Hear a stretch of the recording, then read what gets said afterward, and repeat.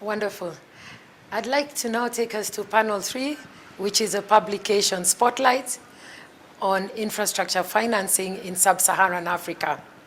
We'll be looking at the opportunities and impact for institutional investors. This publication, which is at part 2, is a joint study by Mercer, MEDA Advisors, and Standard Bank Group. I'd like to introduce the presenter for this session, who is Mr. Cameron from Prosper Africa. He's the Senior Investment Advisor. Welcome. Good afternoon. Thank you to all who are joining us from near and far, from the East Africa investment community, the US investment community, and thank you to our long-standing partners, Standard Bank, MEDA Advisors, Mercer, the KEPFIC Consortium, and the World Bank.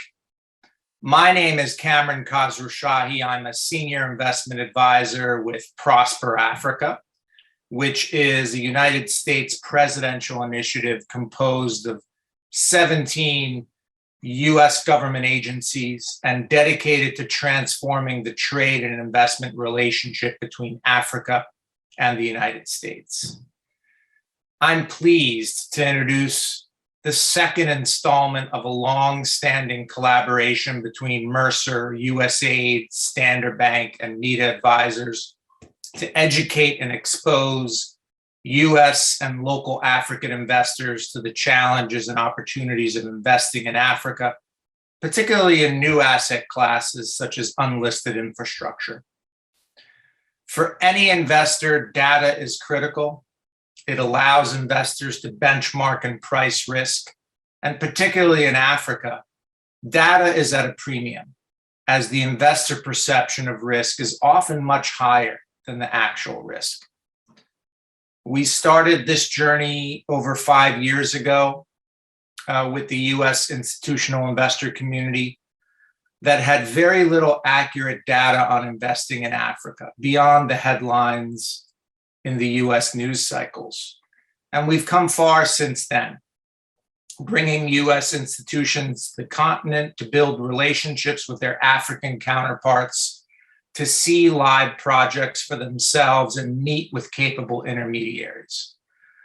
The Mercer report just released and that we will talk about today is part of that journey of education and exposure, meticulously laying out the facts on a series of case study transactions so that investment communities can see for themselves the challenges and opportunities of investing in Africa.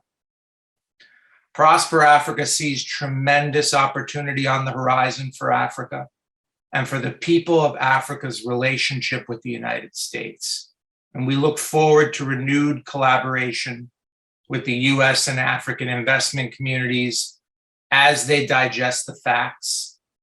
And we look forward to working together to scale up prudent investment across Africa with risk-adjusted returns and positive social and environmental returns. Thank you and enjoy the conference. Welcome to panel 3 of this East Africa Infrastructure Finance Conference. And we'll be talking about the Mercer report on infrastructure financing in sub-Saharan Africa, opportunities and impact for institutional investors. Part 2 being a joint study by Mercer, MEDA Advisors, and the Standard Bank Group. We'll be having a presentation welcome by Mr. Cameron Khosrowshahi of Prosper Africa. That will be followed by the presentation of the publication by Mr. Nick Davis, Master Senior Sustainable Investment Specialist. And that will be followed by reactions to the report presented by Mr. Dan Bond, who is a MEDA Principal Advisor, and also by Ms. Sui, who is the World Bank Senior Securities Markets Specialist. So to start us off, I would like to invite that we receive the publication presentation from Mr. Nick Davis. Nick Davis, you're welcome. Perfect. Thank you very much. Mercer's is delighted to have partnered with Media Advisors and Standard Bank to produce this 2021 report, which was an update of a report that we generated in 2018. That original report had the purpose to investigate the barriers and increase institutional investor allocations to sub-Saharan Africa. The 2018 report interviewed around a dozen investors with close to $1 trillion of assets and their perceptions of investing in sub-Saharan Africa. And some of those key themes included at the time a view of a risk-return reality gap, that being a higher risk perception, which our anecdotal evidences and review has shown that's simply not been borne out by investor experiences. But there is a necessity for patience for investments in the region. And the report highlighted challenges as well as opportunities for investors thinking about investing in sub-Saharan Africa. So that brings us up to the present day and the 2021 report, which demonstrates how those barriers have been overcome and the impact achieved along the way. It's a pretty substantial report, so close to 100 pages, and it can be looked at as a kind of reference document for investing in sub-Saharan Africa. It covers a full picture from very key macro themes and the top-down perspective, as well as the case for investing. And you could think of it as the art of investing in Africa, if you like. But there are macroeconomic analysis, trends, how to manage growth while also delivering on social development goals. And so the report showcases insights, studies of successful infrastructure projects in sub-Saharan Africa. It goes into case studies that have occurred, detailed analysis of the types of projects, the types of financing and funding, and all the bits and pieces that go into making a successful investment. And that's covered things like renewable energy, some green bonds, retail developments, as well as Climate Investor One, a very large Pan-African infrastructure fund financing renewable energy projects in Africa. The report also dives into impact in investment trends, so the different opportunities available for institutional investors, and also contains asset owner perspectives on their experiences and outlook for the future. I think it's worth pointing out, since the 2018 report, we've seen favourable developments of consortiums. So KEPFIC in Kenya, the Asset Owners Forum in South Africa, they've both allowed local pension funds to partner together, to share costs, pool assets, and work with global investors from an investment perspective and to help finance many of these infrastructure opportunities. I've taken a whistle-stop tour there, but in conclusion, I think we believe the opportunity set has never been more robust from an African investment perspective.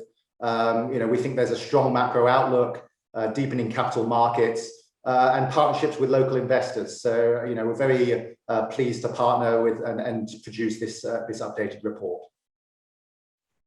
Great, thank you. Thank you so much, Nick Davis, for this presentation on how to make infrastructure investments in Africa. And I'd like to call on Mr. Dan Bond. If you could please briefly describe what could be some of the case studies that are included in the report and how they were selected. Welcome, Mr. Dan. Thank you very much. It's a pleasure to join in this panel. I'm a principal advisor to Media Advisors Group, and I had the very enjoyable task of doing the case studies for this report. We started out working with Standard Bank to identify some useful case studies of how institutional investors are able to invest in infrastructure projects in Africa of various types. This is sort of illustrating primarily the current channels for investing. We chose 5 projects. We did an intent study based upon published information, but also with Standard Bank's help. We organized one-on-one conference calls with people who participated in these projects, and that was very valuable in getting additional details of how things actually worked and being able to ask questions and get answers on that. The 5 projects we chose, very briefly, let me just mention them. The 2 first projects illustrate sort of the main channel for institutional investors, both international and local, for getting into infrastructure in Africa. This is through infrastructure funds, funds that are structured on a master limited partnership basis primarily. There are several of these that are operating in the infrastructure sector, some focused only on Africa. And the 2 projects we looked at, one being a power project, the other being a real estate project. They were the Azero Edo gas-fired independent power producer project in Nigeria, and the Jabi Lake Mall, which is also in Nigeria. And this was really just to go into detail about this channel of investing and some of the pros and cons of it, and also look at the impact. Both of these had very positive impacts. We examined what those impacts were, for example, in terms of energy savings and helping with the environment, and also providing services to people. So those 2 are the traditional approaches. Then we looked at 2 that were sort of groundbreaking approaches. The first being Climate Investor One, which is the platform that Nick mentioned. This is a whole of life financing platform that is a blended finance structure that takes a project through development, construction, and operational phase by gradually shifting between primarily public money in the development stage to a mixture of private and public money in the construction phase, all equity to speed things along, and then quickly moving to refinancing the debt of the projects with a refinancing fund. We think this is a scalable, one of the examples of a very large scale blended finance structure for financing infrastructure, one of the very few, and we think it's replicable, and it's very much worth watching this. This is Climate Investor One.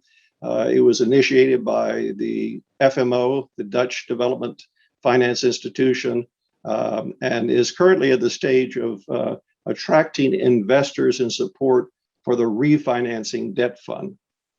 The other project is exciting to me. Much of my work in the past has been with project bonds, and I always looked for the emergence of project bonds in Africa, which has been slow to develop. Project bonds are a typical way that pension funds invest in infrastructure in the United States, increasingly in Europe and Latin America, and to a certain degree in certain countries of Asia. But they've been very slow to develop in Africa for a number of reasons. They develop along with the entire capital market development, with the rating agencies usually giving a great assistance in this area. But there's a very interesting project bond that has been issued in Kenya by a student housing company that has developed over the last 20 years quite nicely, specialized student housing. And they were able to issue both on the Kenyan Stock Exchange and the London Stock Exchange a project bond that is labeled green, because in their construction, they follow guidelines set up by the IFC for green infrastructure. And we're hoping to see more projects of this type. In fact, currently, there is a road project in Kenya that it has a similar structure in that both the Acorn bonds and this new road bond that's being issued have a guarantee from Garantco. And this use of guarantees with project bonds is typically the way that they are introduced to institutional investors in countries of various types. The use of guarantees has been very important. There was a partial guarantee for the Acorn bonds, a full guarantee for the road bond that is currently going to the market. And that's the development we expect to see replicated in other countries and grow increasingly, because it's a way for getting particularly the smaller pension funds to be able to invest directly into infrastructure. It's one of the few channels that smaller infrastructure funds will allow them to build a diversified portfolio by buying a small amount of project bonds in various projects. So that's a very interesting development.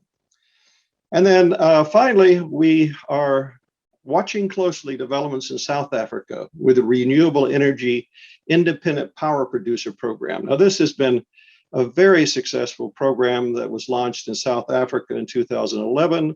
They've gone through 4 rounds of biddings by independent power producers to provide electricity primarily from solar and wind farms. They've dramatically reduced the cost of that power.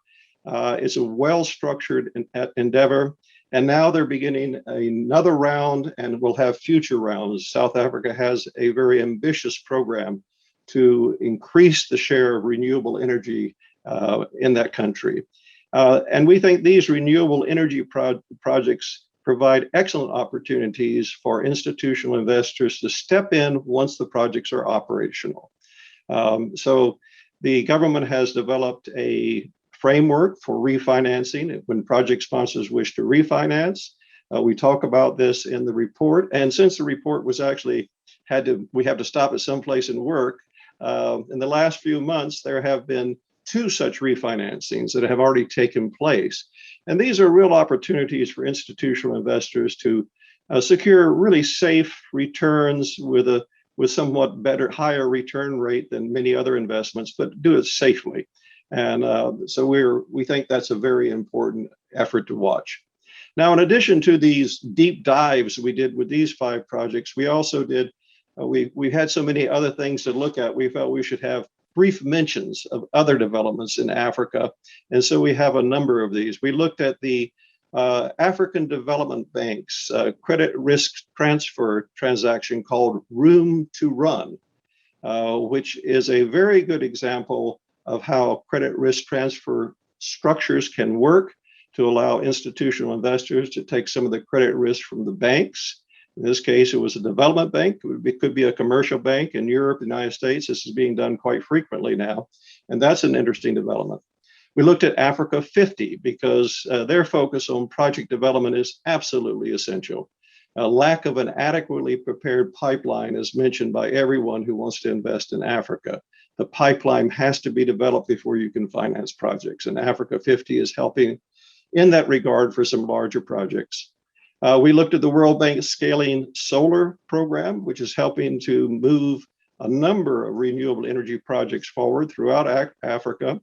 We looked at the currency exchange, and this is a program that can provide hedging, long-term hedging for frontier economies, something that is extremely difficult. And most international investors, one of the biggest hurdles they face is how to invest and deal with currency risk. If the investment is generating local currency, not foreign currency, how do they invest in a way that is safe for the project and safe for themselves? And of course, you have exchange rate risk.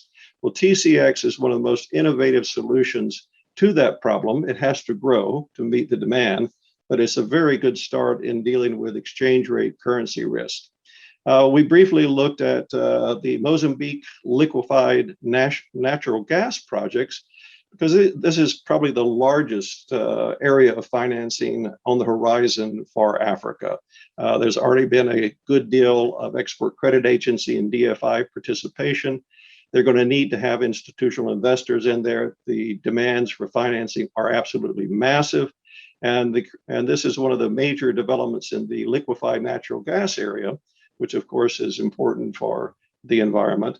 That's being developed, and that's something that Standard Bank is working on, and we looked at that briefly.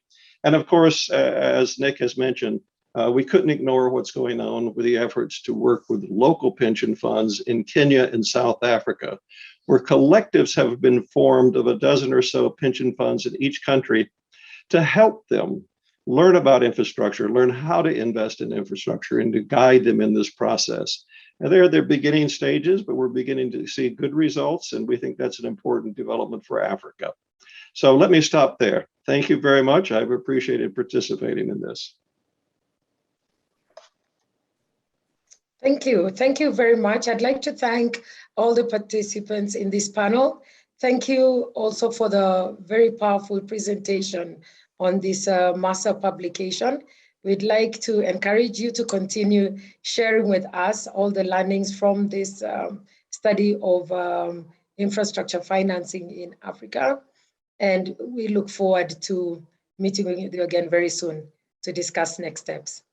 Welcome. Thank you. Okay, so additionally, I'd like to invite Sui, who is a senior financial sector specialist at the World Bank, to also give us her reactions to this report. Sui is specialized in long-term financing for infrastructure and capital markets with the World Bank division that deals with finance, competitiveness, and innovation, as well as global practice. Welcome, Sui, and thank you for joining to make your contribution to this panel.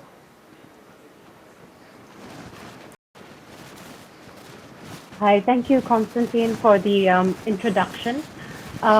Firstly, let me congratulate all the partners on the report, MRSA, MIDA, Standard Bank, and USAID. It's really a very, very rich report that's very robust in its findings. But I'm so glad that I followed up after Dan Bond, who we all know as well. And I think firstly, I would say the report is very timely because clearly the agenda on infrastructure is very important. And more so during COVID post-recovery. As you know, infrastructure investments are a key asset to post-COVID recovery.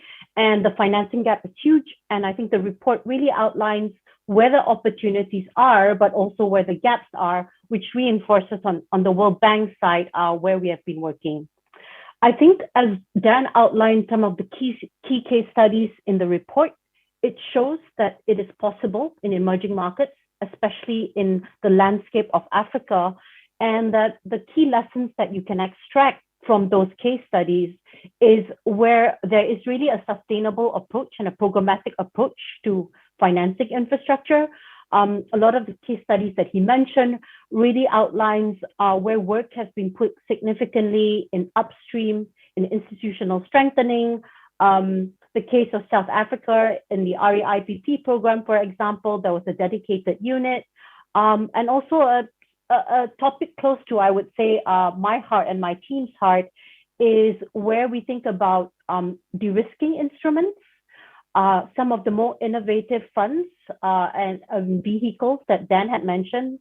And thirdly, I think, and probably something that we could not emphasize anymore is really in terms of partnerships. So in these three examples, I'd really like to highlight perhaps something that may not be apparent directly in the report, but really from the World Bank experience with working with partners like USAID and MIDA was on the topic of partnerships. Dan mentioned as well, and I think that will come up in the next session about local institutional investors playing a bigger role in investing in infrastructure assets. And for the case of Kenya and South Africa, actually the partnership with MIDA and bringing in peers from such as the US institutional investors has been really key in unlocking this conversation. It's been a real, I would say, virtuous cycle because firstly, it shares the experience from advanced markets where indeed infrastructure assets and investments make sense to be part of pension fund portfolios, where the experience has been positive in terms of risk and return. Secondly, it also creates a conversation around what the market gaps are, what the challenges are. I think the report talks about risk perception and how that needs to be de-risked, and some of the enabling conditions that are less suitable for infrastructure investments. So this type of topics really allows us to unlock the challenges and creates a conversation as well with a lot of the policyholders. In fact, MIDA has been also on the ground with this, as we've discussed with some of our counterparts in the government on some of their experiences in the advanced markets. So really these kind of partnerships not just builds knowledge and capacity, it is a journey, but it allows us to really look at our program in a way that we can intervene at policy and regulatory level, but also where we also start thinking a little bit more innovative in terms of investment vehicles and how both local and international investors can co-invest. I think big on a topic for many investors today is ESG and sustainable finance.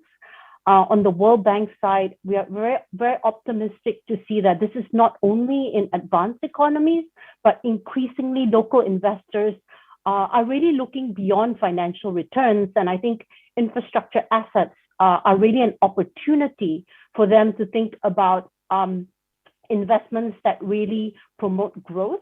And again, as I mentioned in the COVID recovery stage, this is going to be critical. I think a final key takeaway from me as well is really on the de-risking. This is where I think, de-risking and blended finance, I would say. This is where we really need to think about where MDBs, for example, are well placed to leverage private capital, and where other investors, depending on their returns and what type of impact they want to see, are best placed in some of these vehicles. I think Dan Bond mentioned the Climate Investor One Fund, which is an excellent example of how such a vehicle has been designed to address all the different gaps from upstream, midstream to post-construction. I think on a final note, one comment on the areas that the report has highlighted is we talk a lot about capital markets, but we must not forget that the banking sector will continue to play a role in infrastructure finance.